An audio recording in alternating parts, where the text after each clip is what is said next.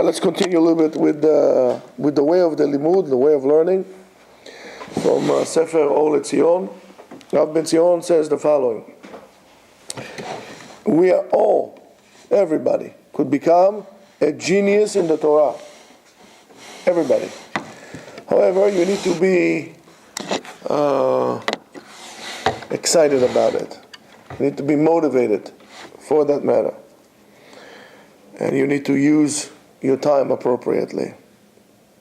It's very possible that we don't utilize the time in appropriate manner, which we're going to talk about later on. Not today. We're going to talk about later on about how to use the time. Usually, when it comes to, let's say, a fast day, like, Tisha B'Av or Yom Kippur, it seems like a very, very long day. A very long day. However, it's the same exact day, it's the same 24 hours, day in and day out. It's just your perception of that. So, we need to understand that in that day, we should divide it, especially if you, and that's true for everybody, even for a person who learns in Kollel, all day long, and so on and so forth. That person also needs to make a greater variety of his learning altogether. You have to learn Gemara. Gemara is the key to everything. You have to learn Gemara. Of course, also, how do you learn Gemara? That's a different question. That's a different sugya, a different chapter altogether. You have to learn halakha. Halakha is a must. Halakha is a must. You have to learn halakha. You have to learn musar. You have to learn Tanakh. How many people actually learn Tanakh? How many people know Tanakh? Unfortunately, in the Yeshiva world, it seems like Tanakh is being pushed down under the carpet because it's something either associated with Mizrahi, with like Zionists, or with girls. I don't think so. I think it's very bad that people don't learn Tanakh in depth. I mean, if all the other Gedolim that we had, if it's the Abarbanel and the Sforno and who else, everybody, if they learn Tanakh, if the Gra learn Tanakh, if all these people learn Tanakh, it's not good enough for me. Why don't we learn Tanakh on a regular basis? I do believe if we will learn Tanakh a little bit more, we will have a different attitude towards Eretz Israel. That's what I really believe.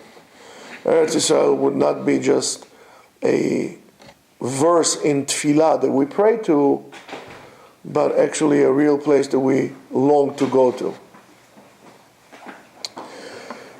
It is appropriate to learn, he writes, to learn before you go to sleep a paragraph or a page of the Zohar, or to learn Musar. Now you go to sleep a little better lined up. He writes also, Yilmad bechol yom perek echad me'atanach. You have to learn one chapter from the Tanakh, from the Bible.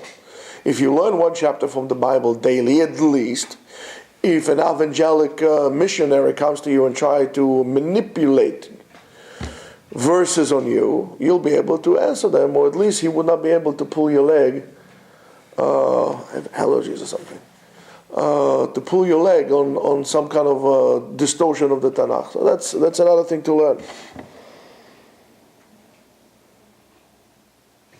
He writes further, a person should be, we all have Chavruta, we have Daf Yomi, and so on and so forth.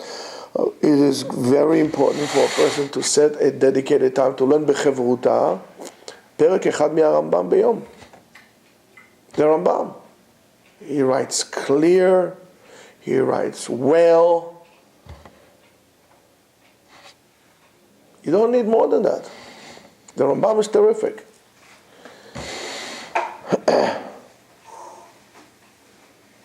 He writes the following: Kol Shabbat ilmad et midrash that you have on the parasha.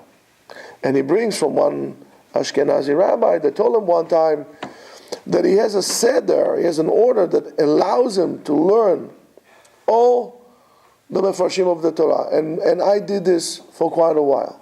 And what does it say? 1 year he does the parasha with Rashi. Remember, I told you this.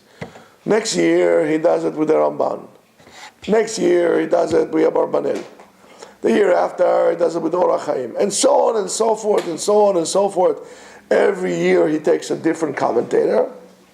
And before you know, you have a vast knowledge of the parasha. Because the parasha is an ocean, is an unbelievable resource of information that we miss. And you don't need to do so with a lot of effort, those things.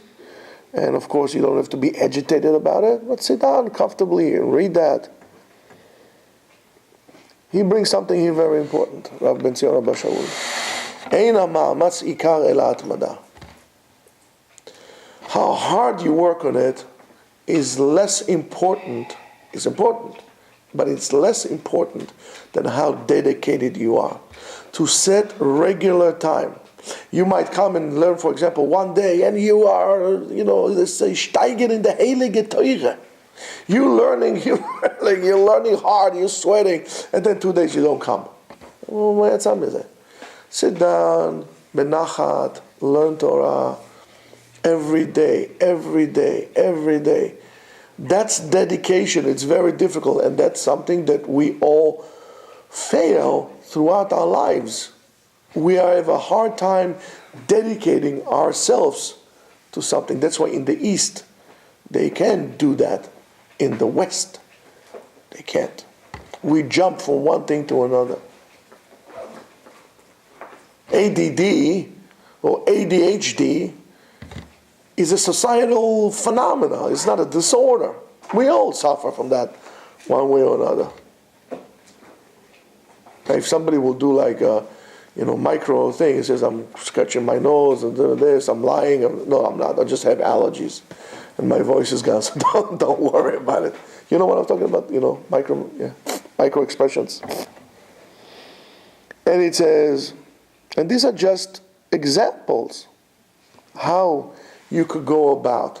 And before you know, you learn the Torah.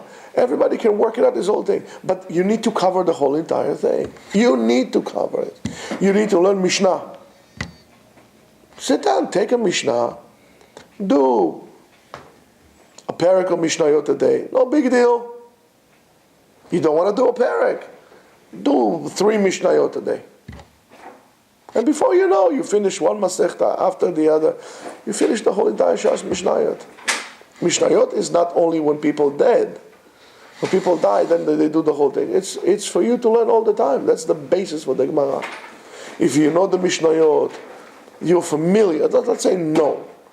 You are familiar with Mishnayot. You are familiar with the Rambam. You read it a few times. Listen, if you take the whole Rambam without any mefarshim on the side, it's a book. Yeah, give it to me. Thank you. Say it again. It's a book this big. Give me this book. It's a little thinner than that. The Rambam in one thing. You can finish this in a year. The Shulchan Aruch is this big. Like this big. You can finish this in a year. You can finish it in 3 years.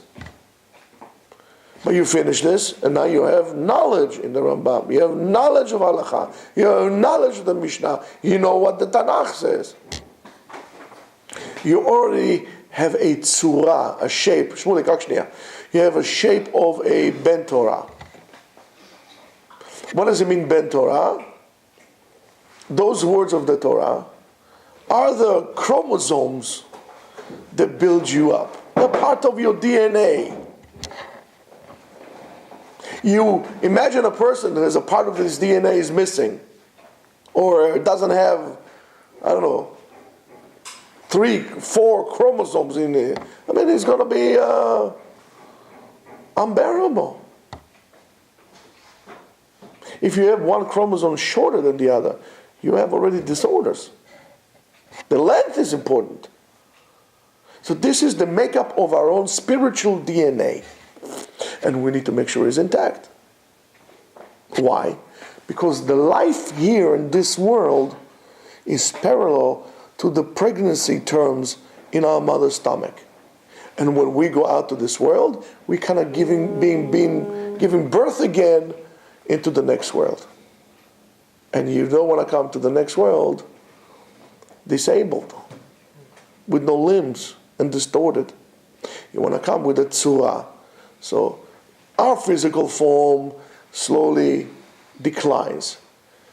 As the decline of the physical form, our spiritual form, our neshama, should increase. It's a give and take. If both of them you're down, you have a problem. So this is how we do it. We have to be very smart and wise to take the time that we have here, long or short, and actually appropriately divide it and allocate it to something productive as learning Torah.